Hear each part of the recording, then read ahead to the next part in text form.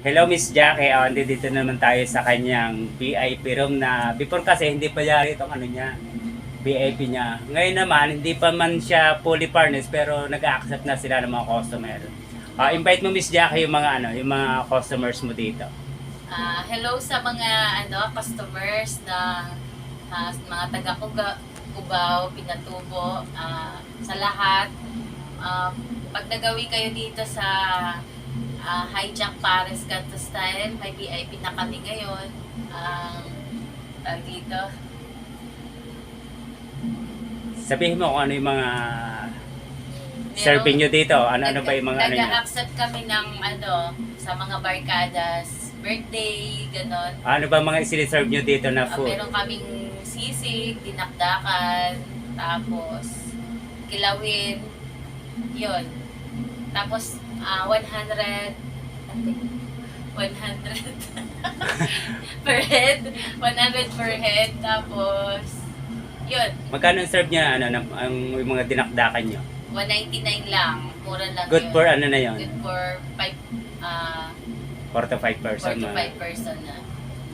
Ay, yung ano nyo naman, yung sa Paris nyo naman. Sa magkano Paris, may serving nyo? Paris kami 65, may kasama 65. ng rice, tapos Ano pa, bukod sa ali Paris? sabaw na yun. Wow, ali sabaw. Diba? Charot. O, diba? Masarap ang sabaw namin dito. Kasing sarap ng... May-ari.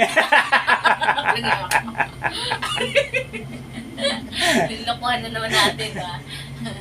Ayan, may aircon din kami. Maganda dito. Kita nyo Relax naman, ka lang.